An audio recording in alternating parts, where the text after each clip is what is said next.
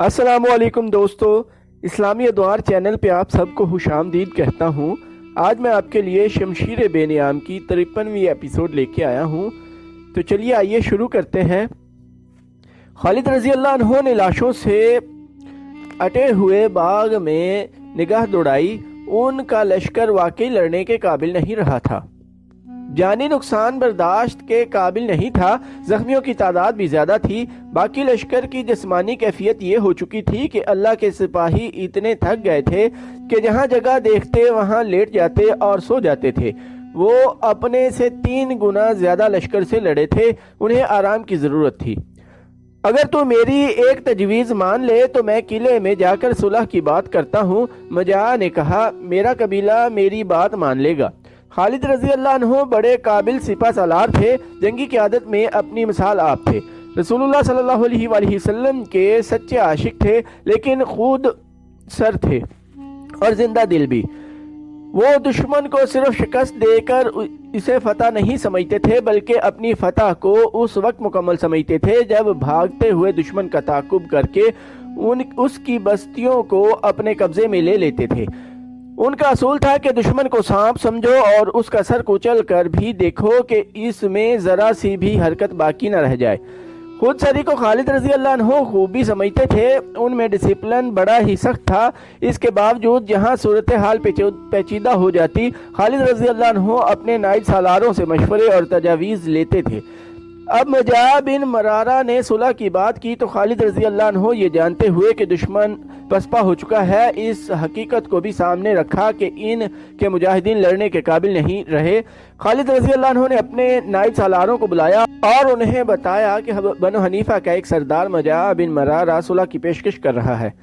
असल फितना तो ख़त्म हो चुका है। अब्दुल्ला बिन उमर रज़ी अल्लाह अन्हु ने कहा, मुसलमान कज़ाब के मर जाने से बनो हनीफा का दम खम टूट चुका है। मैं तो ये बेहतर समझता हूँ कि यमामा का मुहासरा फ़ौरन कर लिया जाए और दुश्मन को सस्ताने की मोहलत ना दी जाए। सिर्फ यमामा नहीं, अब्दुल रहमान रज़ी अल्लाह अन्हु बिन अबी बकर ने कहा, बनो हनीफा मैदान जंग से भागकर ऐसी जगहों में छुप गए हैं जो छोटे छोटे किले हैं। पहले इन्हें पकड़ना ज़रूरी है, इसके बाद सुलह की बात हो सकती है। सुलह की शराइत हमारी होंगी। अब्दुल्ला बिन उमर रज़ी अल्लाह अन्हु ने कहा, क्या तुम्हारी नज़र अपने लश्कर की जिस्मानी हालत पर भी है? खालिद रज़ी अल्लाह अन्हु ने कहा, अभी शहीदों और ज़ख्मियों की गिनती हो रही है। खुदा की कसम, किसी जंग ने हमारा इतना खून नहीं पिया जितना ये जंग पी गई है, और शायद हमें और भी खून देना पड़ेगा। क्या तुम बेहतर समझोगे कि दुश्मन के जो आधे इधर उधर आदमी छुप गए हैं उन्हें पकड़ा जाए ताकि ये यमामा के किले में जाकर हमारे मुकाबले में न आ सकें? हम यकीनन इसी को बेहतर समझते हैं। अब्दुल रहमान रज़ी अल्लाह अन्हु ने कहा, अगर हम उन्हें पकड़ लें तो सुलह की क्या ज़रूरत रह जाएगी? मजा ने बताया है कि इनके जिस लश्कर से हम लड़ चुके हैं उससे कुछ ज़्यादा लश्कर यमामा के अंदर मौजूद है। खालिद रज़ी अल्लाह अन्हु ने कहा, तुम मेरी इस राय को सही मानोगे कि हमारी सिपाह लड़ने के काबिल नहीं रही? तुम देख रहे हो कि हमारे मुजाहिदीन थकन से बेहाल होकर जहाँ बैठते हैं वहाँ सो जाते हैं। हमारे लिए कमोक भी नहीं रही। अगर कमोक मंगवाई भी जाए तो बहुत दिन लग जाएंगे।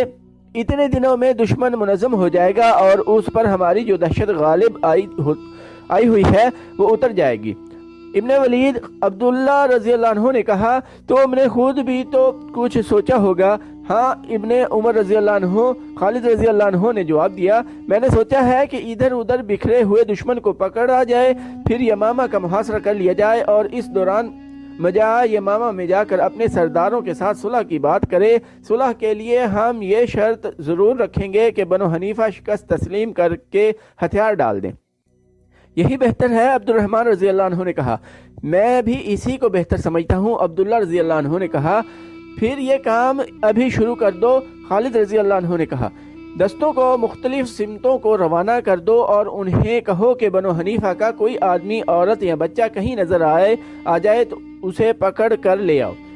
दस्तों को रवाना कर दिया गया और खालिद रज़ी अल्लाह अन्हु ने मजा को अपने पास बिठा लिया। इब्ने मरारा खालिद रज़ी अल्लाह अन्हु ने मजा से कहा, मुझे तुझ पर एतमाद है और मैं तुझे इस एतमाद के काबिल समझता हूँ। जा और अपने सरदारों से कह कि हम सुलह के लिए तैयार हैं, लेकिन शर्त यह होगी कि तुम्हारे हथियार हमारे सामने ज़मीन पर पड़े हुए होंगे। میں اسی شرط پر صلح کرانے کی کوشش کروں گا۔ مجاع نے کہا لیکن ابن ولید اپنی فوج کی حالت دیکھ لے، میں مزید خون خرابے سے ہاتھ روکنا چاہتا ہوں۔ خالد رضی اللہ عنہ نے کہا کیا تو نہیں چاہے گا کہ تمہارے اور ہمارے جو آدمی زندہ ہیں وہ زندہ ہی رہیں؟ اپنے قبیلے میں جا کر دیکھ آج کتنے ہزار عورتیں بیوہ اور کتنے ہزار بچے یتیم ہو چکے ہیں، اور یہ بھی سوچ کہ بنو حنیفہ کی کتنی ہی عورتیں ہماری لونڈیاں بن جائیں گی۔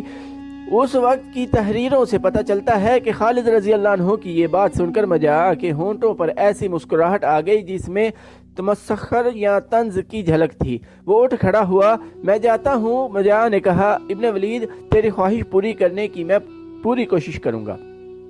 خالد رضی اللہ عنہ اپنے خیمے کی طرف چل پڑے۔ وہ لاشوں اور زخمیوں کو دیکھتے چلے جا رہے تھے۔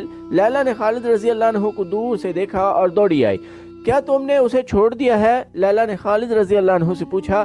خالد رضی اللہ عنہ نے اسے بتایا کہ انہوں نے مجاع کو کس مقصد کے لیے چھوڑا ہے۔ ابن ولید، لیلا نے کہا، اتنے انسانوں کا خون کس کی گردن پر ہوگا؟ میں نے اتنی زیادہ لاشیں کبھی نہیں دیکھی تھی۔ جب تک انسانوں میں انسانوں کو اپنی خواہشات کا غلام بنانے کی ذہنیت موجود رہے گی، انسانوں کا خون بہتا رہے گا۔ خالد رضی اللہ عنہ نے کہا، میں نے بھی اتنی لاشیں کبھی نہیں دیکھی تھیں۔ آنے والا زمانہ اس سے زیادہ لاشیں دیکھے گا۔ حق اور باطل آپس میں ٹکراتے رہیں گے۔ میں اسی لیے صلح کی کوشش کر رہا ہوں کہ اور خون نہ بہے۔ اس سے آگے نہ جانا تو تم جو دیکھو گی اسے تم برداشت نہیں کر سکو گی۔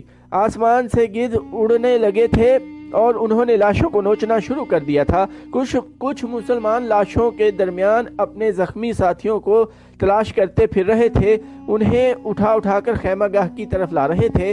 باقی سپاہ بنو حنیفہ کے چھپے ہوئے آدمیوں کو پکڑنے کے لیے چلی گئی تھی۔ رات کو خالد رضی اللہ عنہ کو اطلاعیں ملنے لگیں کہ بنو حنیفہ کے آدمیوں کو لا رہے ہیں، بعض کے ساتھ عورتیں اور بچے بھی تھے۔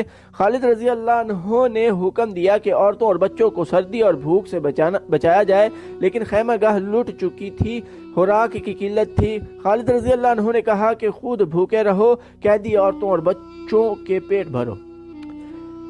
اس کا حل یہ نکالا گیا کہ مسلمان مجاہدین لاشوں سے کھجوروں وغیرہ کی تھیلیاں کھول کر لے آئے۔ ہر سپاہی اپنے ساتھ کھانے پینے کا کچھ سامان رکھتا تھا، یہ عورتوں اور بچوں کو دیا گیا۔ صبح مجاع یمامہ سے واپس آیا اور خالد رضی اللہ عنہ کے خیمے میں گیا۔ کیا خبر لائے ہو ابن مرارہ؟ خالد رضی اللہ عنہ نے پوچھا۔ خبر بری نہیں، مجاع نے جواب دیا، لیکن تم اسے اچھا نہیں سمجھو گے۔ بنو حنیفہ تمہاری شرط پر صلح کرنے کو تیار نہیں، وہ تمہاری غلامی قبول نہیں کریں گے۔ خدا کی قسم میں انہیں اپنا غلام نہیں بنانا چاہتا۔ خالد رضی اللہ عنہ نے کہا، ہم سب اللہ کے رسول صلی اللہ علیہ وآلہ وسلم کے غلام ہیں، میں انہیں اس سچے رسول صلی اللہ علیہ وآلہ وسلم کے عقیدے کا غلام بناؤں گا۔ وہ اس شرط کو بھی نہیں مانیں گے۔ مجاع نے کہا، اور یہ بھی دیکھ کہ تیرے پاس رہ کیا گیا ہے۔ ابن ولید، میں نے یمامہ کے اندر جا کر دیکھا ہے، ایک لشکر ہے جو ذرا پہنے تیری اس چھوٹی سی فوج کو لہو لہان کر دینے کے لیے تیار ہے۔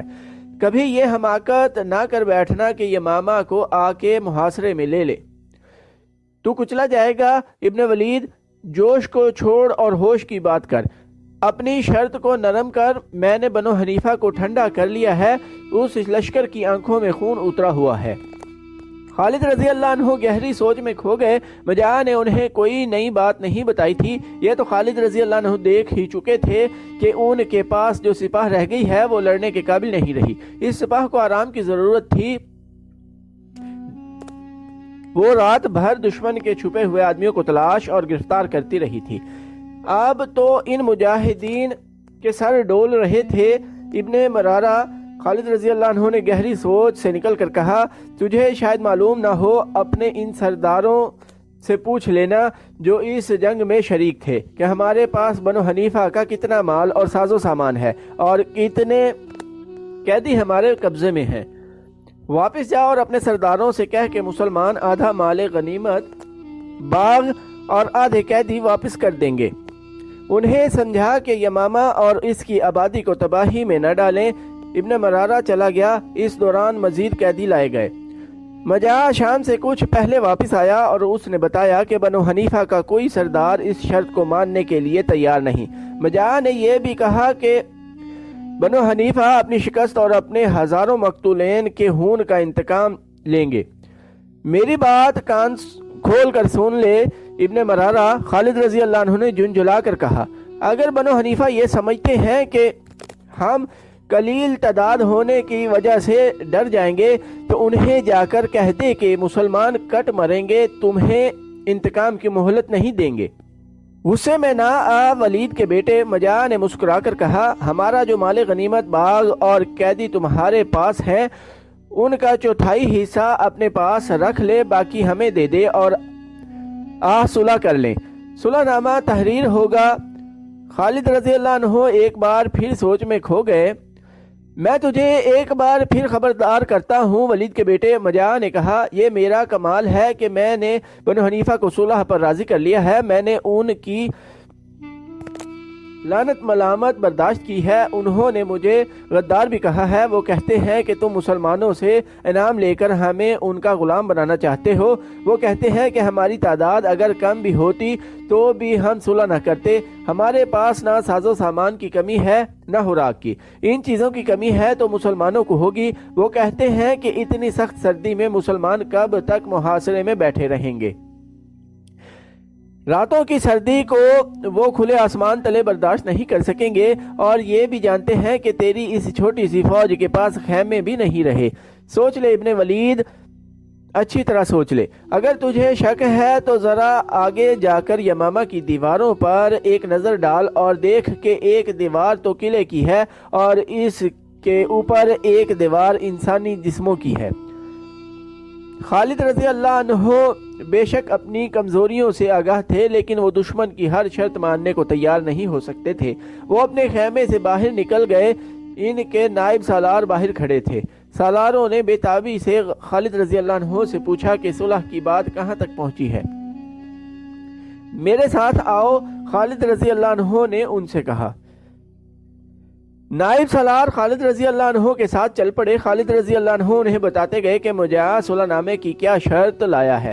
وہ چلتے گئے اور ایسی جگہ جا کے جہاں سے یمامہ شہر کی دیوار نظر آتی تھی انہوں نے دیکھا کہ دیوار پر آدمی ہی آدمی تھے۔ مجاع نے ٹھیک کہا تھا کہ شہر کی دیوار کے اوپر انسانی جسموں کی دیوار کھڑی ہے۔ اس سے صاف ظاہر ہوتا تھا کہ شہر میں بہت بڑا لشکر موجود ہے۔ میرا خیال ہے کہ ہم نے محاصرہ کیا تو ہم نقصان اٹھائیں گے، خالد رضی اللہ عنہ نے اپنے نائب سالاروں سے کہا۔ دیوار پر جو مخلوق کھڑی ہے اس کے تیر ہمیں دیوار کے قریب نہیں جانے دیں گے۔ ہمارے پاس مروانے کے لیے اتنے زیادہ آدمی نہیں۔ تو دوستو آج کی ایپیسوڈ ادھر ہی ختم کرتے ہیں۔ چینل کو سبسکرائب کرنا نہ بھولیے گا، لائک، کمنٹ اور شیئر بھی ضرور کیجیے گا۔ ٹائم دینے کے لیے شکریہ۔ اللہ حافظ۔